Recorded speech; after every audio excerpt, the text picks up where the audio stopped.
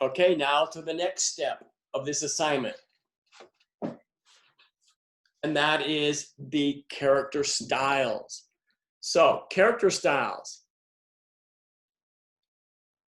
are, you think about character styles, and they are the equivalent of a paragraph style that you should be using in InDesign, Illustrator, and even Photoshop for that fact. So we can save through the assets panel in XD, we can save the text formatting as a character style. And the cool thing, the thing about the advantage of character styles is that they allow you to format text consistently.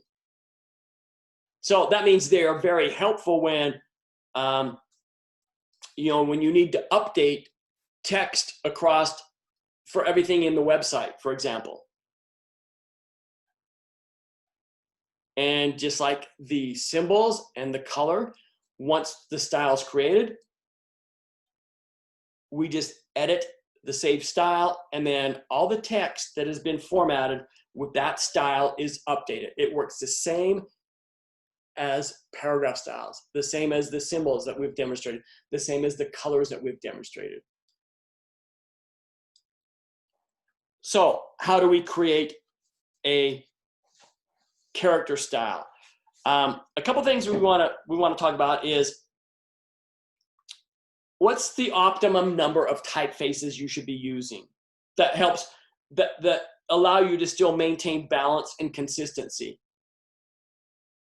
Well, if we use more than 3, oh boy, in fact, that's even too many. I'd say if you're using more than 2, it's going to make your site appear unstructured and unprofessional, and it's weakening repetition.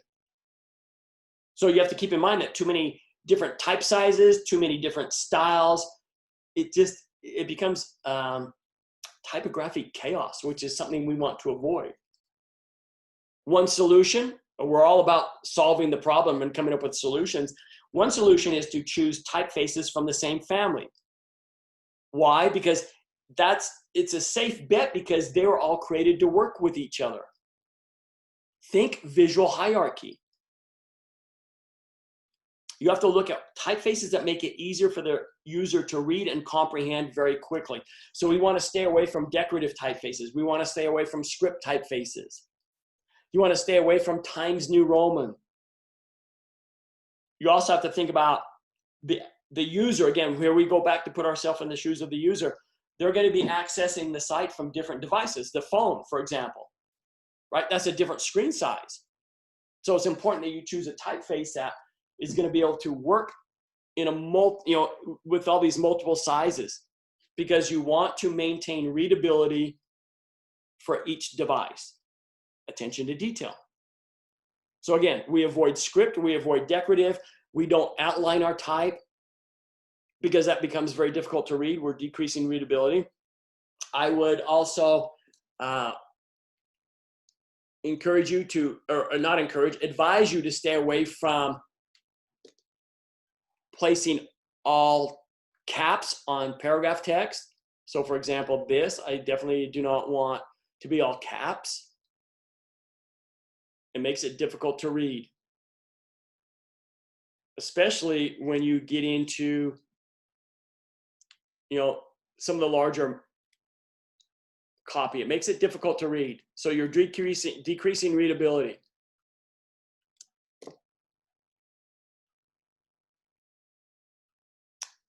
How does italics affect readability? How does bold affect readability? Well, they both have their purpose. Italics is a tool for emphasis only. So really using italics in our site is not applicable. This would not be, we wouldn't want this to be italic, we wouldn't want this to be italic. If the purpose of an italics typeface is to separate off words from the surrounding text, that means we don't use it. The only place I could see that you might use it would be maybe read more, if you wanted to do that. But then again, bold is a tool for emphasis, so I would be defeating the purpose. So it might work in that instance, but for all of this to be italics, no. So again, italics is a tool for emphasis, and the purpose of an italics typeface, it helps to aid the reader's comprehension because it separates off certain words from the surrounding text. So as I just mentioned just a second ago, that italics and bold accomplish the same thing. They're made to bring emphasis, right? They're tools for emphasis. Underlining. Well, underlining on a website indicates it's a link, but we don't have links. We're not underlining. So try and stay away from underlining text unless you're indicating that it should be a link, but more likely, or you could change that color to be like a blue to show that it's some type of a a link that they click on. Bold, again, too much bold type on a page is going to be distracting. You could say it's even going to be disruptive to the reading process. And the reason that happens is because bold makes it stand out strongly. So you're starting to strengthen contrast. You're bringing attention to that. So this area right here, this type should not be bold.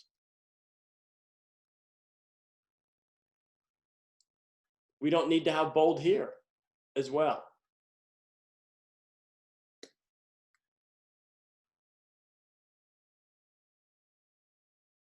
So bold is used to prioritize or highlight important words, right? It could be headings. That's visual hierarchy. That's part of defining visual hierarchy.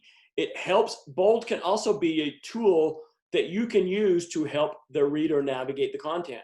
So for example, if all of this is the same size, it doesn't read very well. We haven't defined any hierarchy.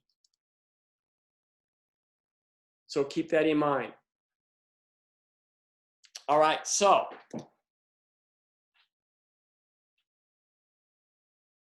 let's create a character style.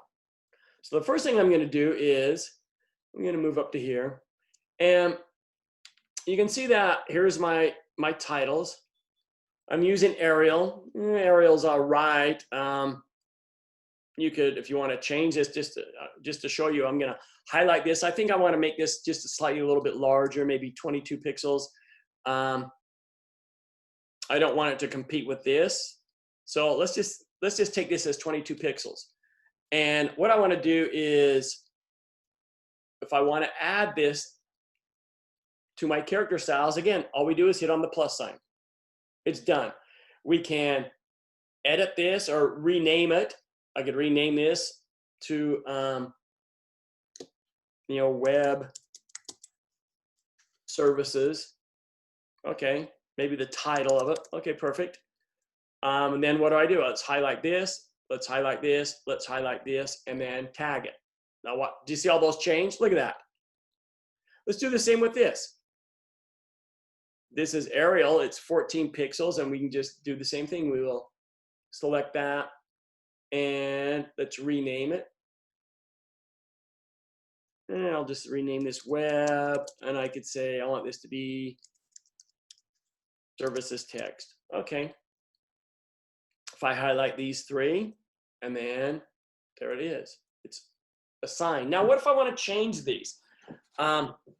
Do I have to go back in and change them individually? No, I can just come up here to, let's look at web services text. Let's right click it and let's edit this. So now from here, we can go to, maybe I'll change this up to 16 pixels. Look at them all change. I don't want to get really large because then it's starting to overpower. And then look at the spacing here. So now we're starting to decrease readability.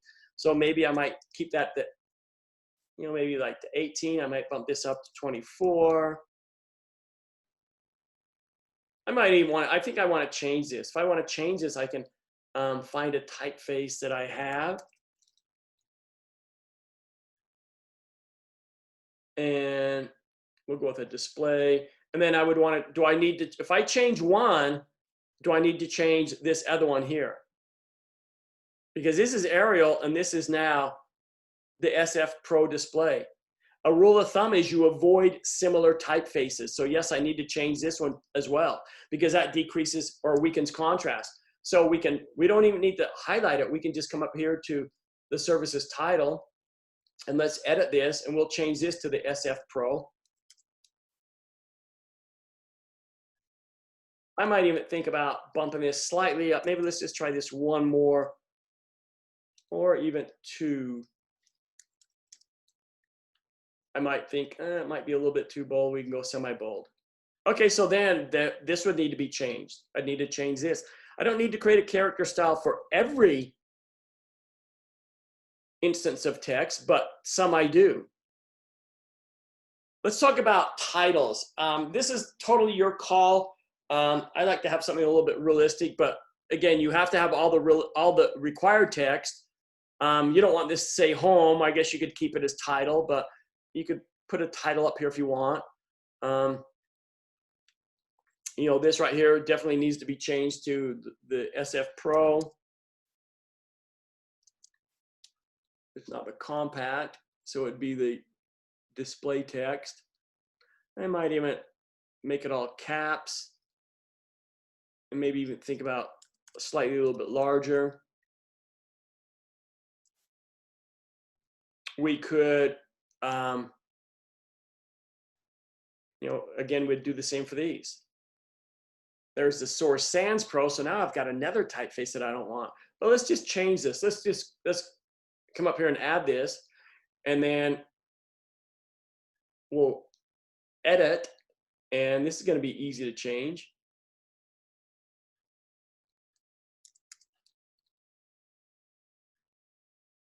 The SF Pro display, and there we go. Look at that. Is that? Oh, that one changed too. That one changed too. That one changed too. I'd already created some paragraph styles. Let's do the same with this one. Let's just change this one to SF Pro display. And I think I want this one a little bit larger, but I definitely got to increase readability. I need to increase that leading or to strengthen the readability. I'm just going to add that. What does this indicate? The circle with the dot in it, that means that you have more text. So we do have an issue here. Let's just highlight these and assign that.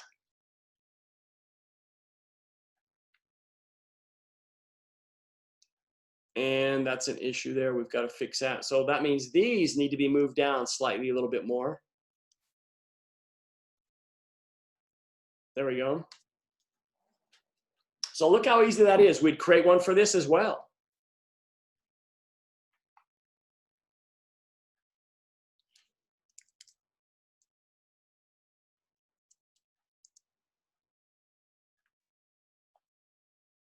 Let's go back here and do this again. The Pro display. There we go. And let's just add that in there. And this one I want to be page titles or something to that effect. Okay, perfect. And now, you know, you don't have to have a subtitle. I might just take, I'm going to delete that off there. But let's go to the other ones. This would be a subtitle, or this would be our page title. Look at that. This would be our page title. I want to then, you know, come into here and let's assign this as, create another one for this one. We'll make this one the SF Pro.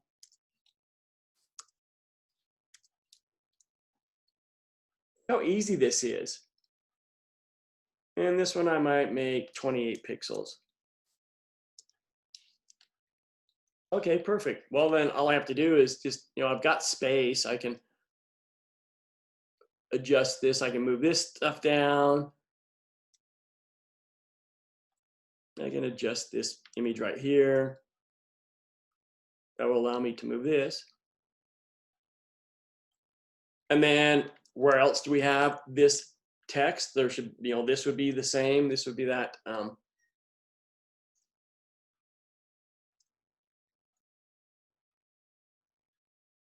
We don't think we added it. Did we? No, we didn't add a, for that. Let's click on that. And I'm going to rename this. See how hard it is to get these mixed up. So I could rename this. I could just say page description, text, whatever, you know, whatever you want to name it. And then this would be the same. And of course, we have to adjust that. This one could be, you know, again, you'd change this. So you want to, again, create the character styles and use them efficiently. One other thing on this here, here's a design solution for something. Let's just, I'm going to delete this. And look at the type. It's difficult to read over the top, correct? So how do we solve that problem? Well, I created just a frame and I've applied a color to that. So let's just take this color right here, for example, and watch what we can do here. If I go to the fill, and here is a gradient that I can apply to this. So it's a solid color, but let's go to a linear gradient. So the linear gradient, notice how that changes. See that? So I can drag that. I can make it a gradient so it kind of fades. If I want to rotate this, you know, I can rotate this right here. And now it goes from this side. We can make it go from, you know, you can do a number of different things with this. Right here, I can drag and make it darker.